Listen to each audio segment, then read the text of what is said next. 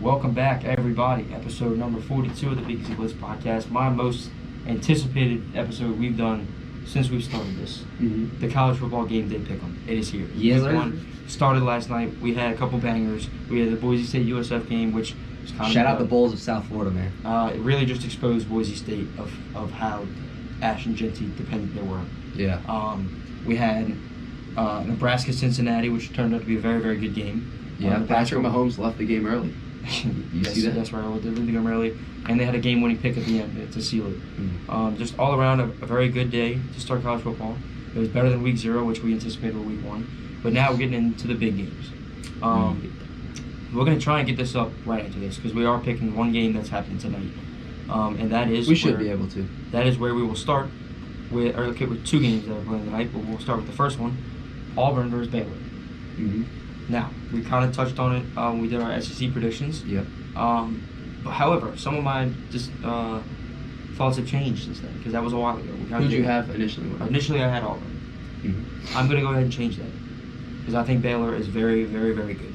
Okay. I think, as some of you may know, some diehard fans of the pod, if you watch my college football playoff prediction, I had Baylor getting in. I think Baylor does win this game. They're playing it at home. If you have Baylor getting in, then you have to have them in this game. They have returning quarterback Sawyer Robertson, who's very good, played against LSU last year in the bowl game. They have I'm pretty sure they bring a lot of guys back.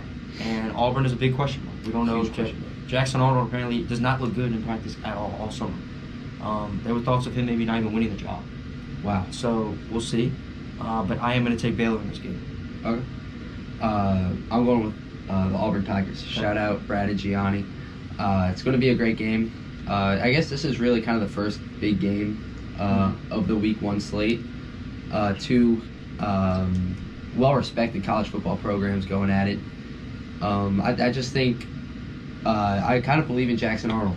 I know it's kind of a crazy thing to say, but Auburn goes as he goes, and I think he'll have a good game tonight, actually. So. Yeah.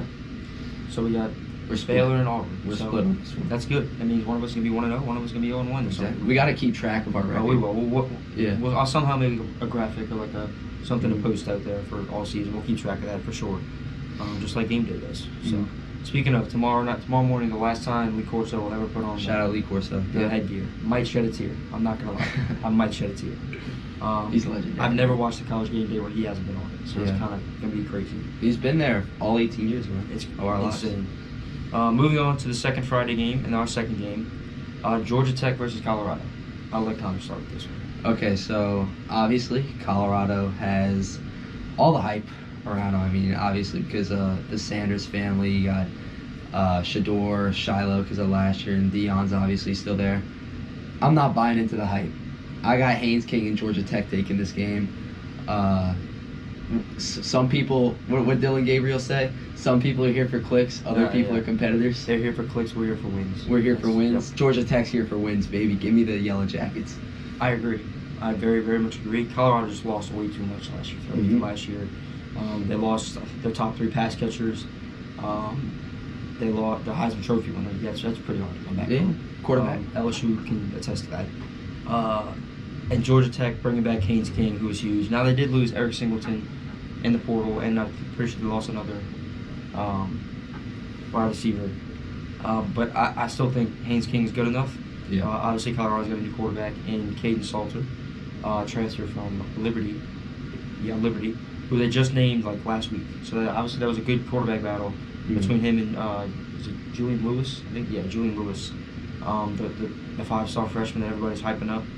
Oh yeah, I remember. He flipped from USC. And wasn't it him that Coach Prime allowed to have the Instagram handle on the back of the jersey? I feel like I remember seeing something about that on his they started that visit. last year.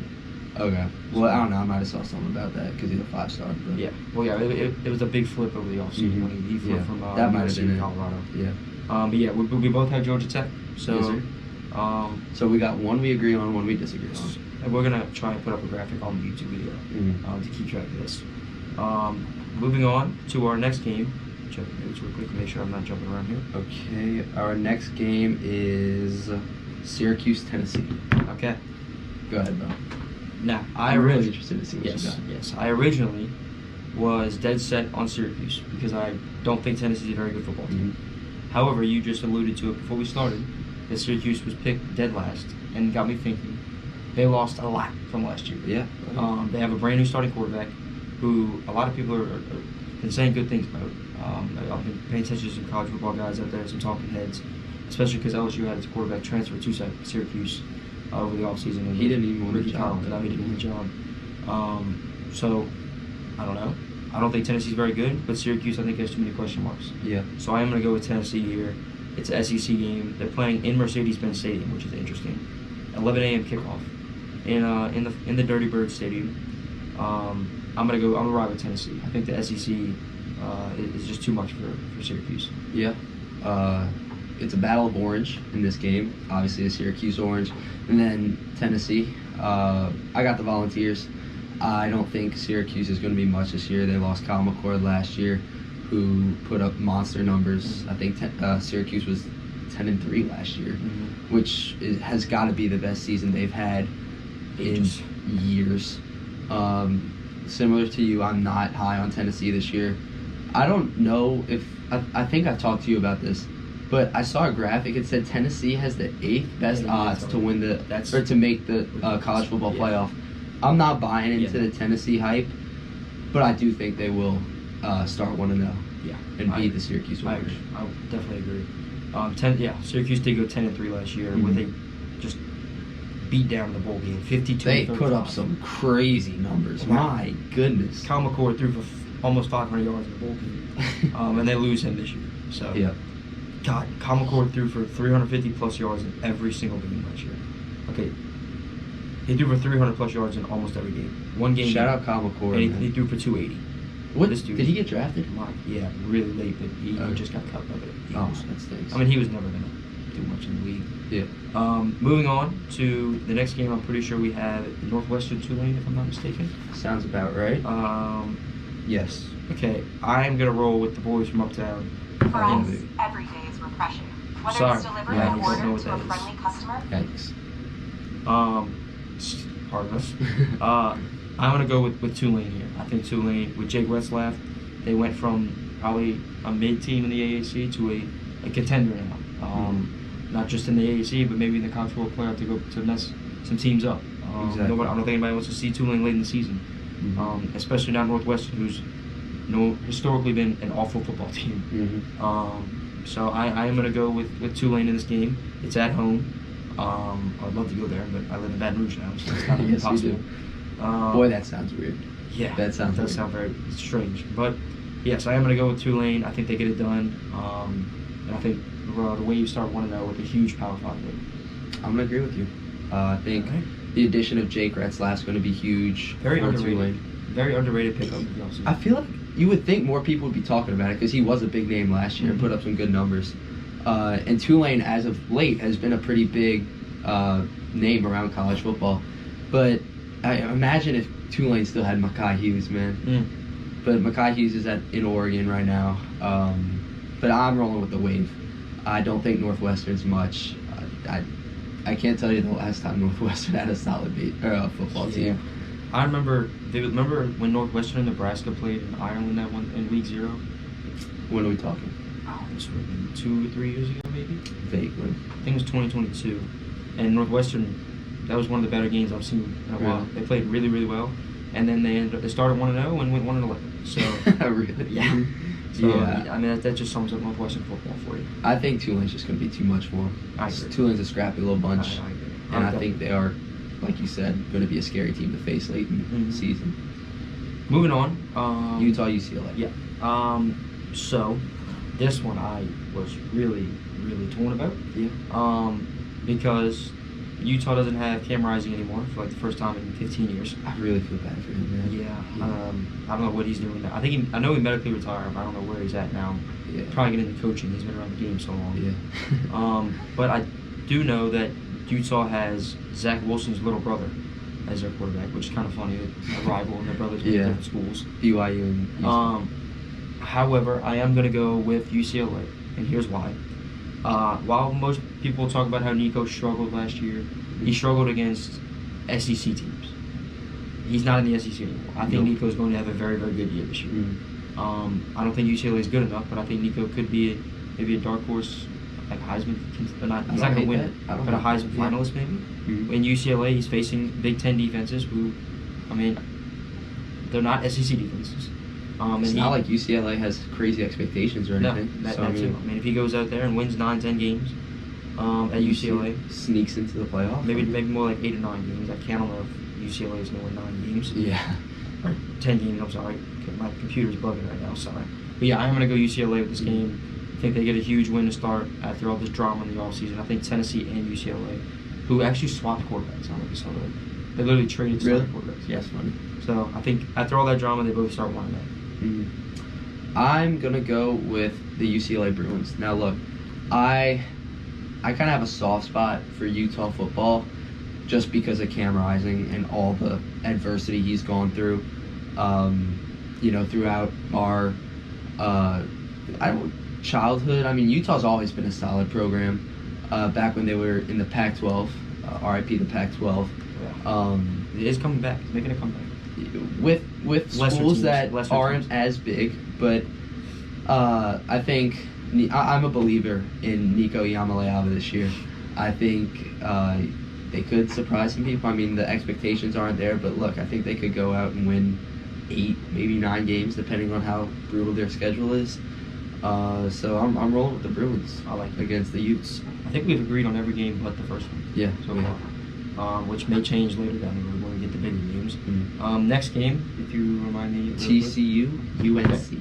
Not gonna lie, just gonna put this out here. Me and Connor know absolutely nothing about this game. We just Bill saw that, Belichick is the coach in North Carolina. we saw that it was a Power 5 game. And we're like, okay, let's just throw it in. Yeah. I know a very small bit of UNC. I know that Bill Belichick's their starting quarterback, or Jesus, their head coach, and Gio Lopez is their starting quarterback. And Max transferred. Johnson. Yeah, he didn't win a job. Poor guy. Right. Breaking his leg last year. You got to feel for him. But I know Gio Lopez is a transfer quarterback from South Alabama, who LSU played last year and dominated. Is their starting quarterback. That's all I know. So I am going to roll with North Carolina in Bill Belichick's first college game, and I think they get it done. I don't think TCU is going to be very good this year. Everybody out here from the outside. Really? Yeah. I don't know a lick about TCU. I think the boys are going to be fired up in the baby blue, playing for Belichick. So I'm going to roll with North Carolina. I don't think TCU is going to be too much this year either. Yeah. I mean, I think they're kind of going to be a run-of-the-mill Big 12 team this year. Oh yeah, TCU. Yeah, I agree. Moving on, I think now is when we're getting into the bigger games. I think it's Virginia Yes. Tech and South Carolina is what we had up next. This one's gonna be quick. Another game in Mercedes-Benz Stadium. Interesting. I think South Carolina runs away with this game pretty quickly. I think they start a little slow, but I think they turn it on at the end. They start to click, and they just demolish Virginia Tech. If you're a religious Big Easy Blitz podcast listener, you know I'm high on Lenora Sellers. Mm-hmm. And because I'm high on Lenora Sellers, I'm taking the Gamecocks to run past the Hokies. Yeah, there we go. So Here we go. Yeah. I don't think this one's going to be really competitive. Yeah, I think South Carolina's just going to be too much for them. One thing I do want to talk about real quick, because we're kind of going real quick, so I can get this one in. Virginia Tech, year in and year out, I feel like is just so overhyped just because of the brand. They haven't been good in 20, 25 years, I feel like. And Michael Vick went to Virginia Tech? Yes, he did, but that was, like I said, 20-something years. Yeah. They haven't been relevant in ages. Like, they win 7. They're hyped up because of the Sandman entrance. I mean, let's be honest. Yeah. I don't think Virginia Tech's done anything recently. They don't compete in the ACC because of Clemson and Florida State, and UNC was good for a little bit there. I just don't understand the hype they get every year in and year out. Last year they lost to Vanderbilt. Really? I mean, it turns out Vanderbilt wasn't terrible, but Shout out to Diego Pavia. I mean, I don't understand every year. Another team is Similar to Penn State. Penn State a lot lesser because Penn State is kind of. they actually do compete. You remember? I don't know if this doesn't really have anything to do with Virginia Tech, but like, do you remember when Minnesota had those couple years that they were like super good? I think they were even like undefeated. Rashad Bateman. Yeah. Okay. Yeah. Rashad Bateman was there. Kind of getting like Indiana vibes from them, because I don't think Indiana's going to be too much this year. Yeah, I mean, well, they might be because their schedule's so ridiculously easy. Mm-hmm. because it worked for them last year. That's why college football needs to do some stuff. What I'm saying is like the connection I'm making is like they could just win a bunch of games. I And get just that. I understand. a bunch. That's another rant for another day. The fact that some of these teams are scheduling really easy games, and the committee's rewarding them with the playoff spot, like Indiana, who had one tough game last year and got murdered in it and still got made the playoff. It's just, and you look at got teams like LSU or even Florida, who play like just the hardest schedules out there, and Florida goes 7-5. But it would have taken Florida every time over Indiana last year. Yeah. But that's a story for a different day. Moving on to the most overrated team in the country, Miami, playing Notre Dame. You know how I feel about this if you watch our last episode. I'm taking Notre Dame in this game pretty easily. Jeremiah Love is going to run all over this Miami defense. Yes, sir. Kid's first name, something Greathouse. The wide receiver's name of field. Jaden Greathouse. Yeah. Jaden. And then Leonard Moore, I think, is going to feast on whoever, or he's going to be guarding C.J. Daniels, former LSU receiver. And I fully expect Leonard Moore to just dominate, and Notre Dame to dominate this game. Yeah, I can already see Marcus Freeman hyping his boys up before they walk out onto the field. You know how we were just talking about scheduling tough games. I mean, Notre Dame kind of epitomizes that. Yeah. They scheduled Miami, who is ranked in the top 10, whether you agree with it or not, and then they have A&M next week. So shout out to Notre Dame for that. I'm rolling with the Irish over the Hurricane. I know I'm wearing a Miami Dolphins shirt right now, but I'm rolling with the Fighting Irish. Yeah. And then 3 more games left. Hey, look, man, UL plays Rice. Right. Next game, we got Alabama taking on Florida State. And if, like we said before, if you're an avid Busy Blitz listener, you know where my stance in this game is going to be. I'm huge on the Florida State Seminoles this year. I'm going to stand on it that I think they can go 9-3, 10-2. But I think one of those 2 or 3 losses is going to be in this game pretty easily. Naturally. I fully think that if all the stuff that Thomas Castellanos has been saying, if he didn't say it, this game would be a lot closer. But I think the fuel that he lit, or the fire that he lit under Alabama's team is too much, and they're going to come out looking to kill that man. Just plain and simple. Why would you ever poke that bear? Yeah. Of all the teams to poke, why in the world would you go after Alabama? Even though Nick Saban's not there, like, come on, man, you're good Lord. You went to Boston College, you're smarter than that. Yeah. So I am going to take Bama. They do play at Florida State, which is interesting. Which I think the game will be. I think I said this in the prediction. I think the game will be close in the first half, and then Bama's going to pull away at the end. I'm looking at the point spread. It's Bama minus 14.5. I think I'd take Florida State to cover that. If you're a betting man, I'm not.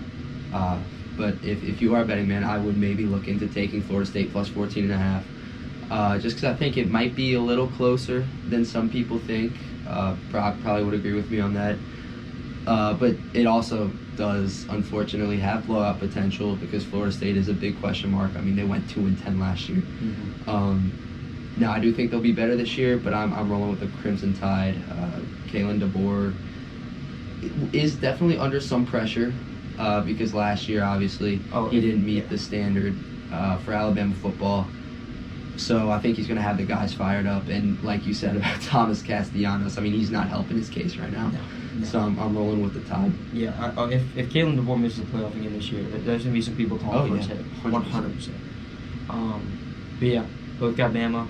I could see, like, maybe the only way Florida State covers this, I think, is, like, late in the game if they make, like, a couple garbage time touchdowns maybe, which would be a terrible way to lose a bet. I would love for this game to be close. Oh, it would be I would amazing. love for this game. This could, I mean, I was going to say it could have game of the week potential, but I just don't. I think the other two are just going to be so good.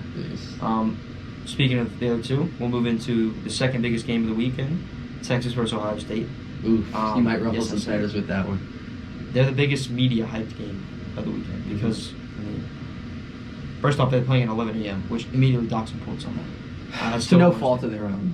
I don't it's just, get that. For some reason, the Big Ten loves to play big games at 11 a.m. I will never understand. Doesn't Michigan and Ohio State always... I feel like it's always at 11 a.m. Every time, because they have the big noon kickoff. It's the stupidest thing ever.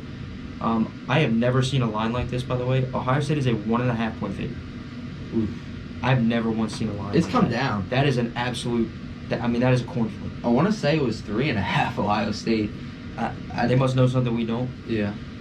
But with that, I'm going to take Texas, and here's why. Okay, here's why. Everybody knows when I talked about Arch Manning and how he doesn't have experience, I can't put him very high. However, Julian Sand literally has no experience. Mm-hmm. So I am going to take Arch, who has just a little bit of experience, which I think could get him. That's an edge. Mm-hmm. And Texas's defense is unbelievable. Yep. So Julian Sand, No denying that. brand new quarterback. Now he does get him at home, which is huge. It's gonna be 66 degrees in that game. I'll be right back. That's crazy. You want to get some? And Keep we've lost Connor, and now I'm gonna have to talk about this. So yeah, I'm gonna take Texas in this game. I just think that their defense is too good.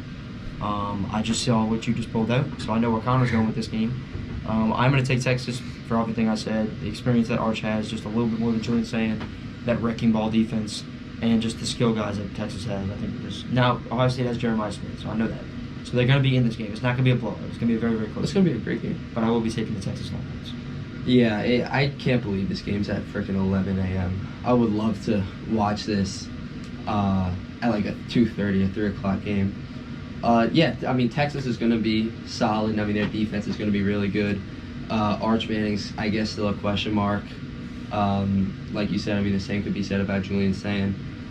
Texas is great, and I think they'll be solid this year, but not as solid as the Ohio State Buckeyes, baby. Yeah. I'm rolling with the Buckeyes at home. Now look, if this game was played in Austin, Texas, maybe we could be looking at something different, but it's at home. The atmosphere is going to be different. Give me the Buckeyes, baby. Shout out Chris Olave. Oh my God! Sorry for this head hair, guys. You'll understand this later. So moving on, the final game of the weekend, our version of college game day. I wish I had a mascot to put on my head, but we don't. Our budget's a little low. LSU Clemson. If you've been following, we talked about every single facet of this game. We looked at every angle, every player. We pretty much talked about.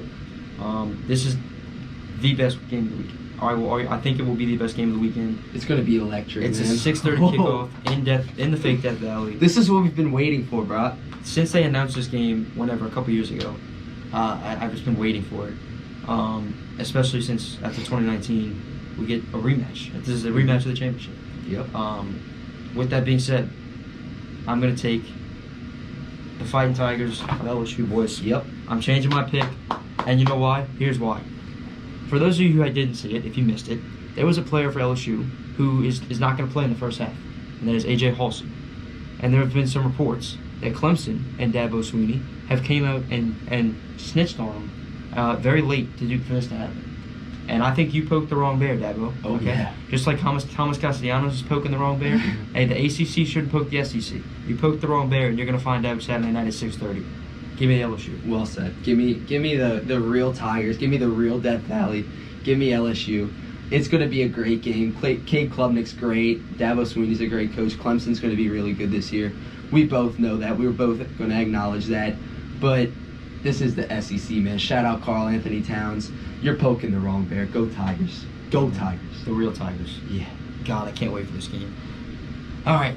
That's going to do it. I'm getting literal chills right now. That's all we got. Just man. waiting. It's tonight. It all starts tonight. Me and Connor are driving home after this. We're going to go watch Auburn-Baylor tonight. Mm-hmm. Kicking off. Yes, I cannot sir. wait for this game. And Georgia Tech, Colorado. 6:30 tomorrow night cannot come fast enough. Nope. Oh, my God.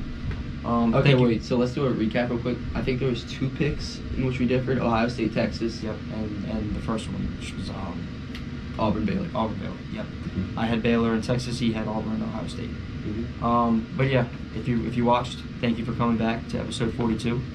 College football's here, like we said. Yes, sir. The real thing's here.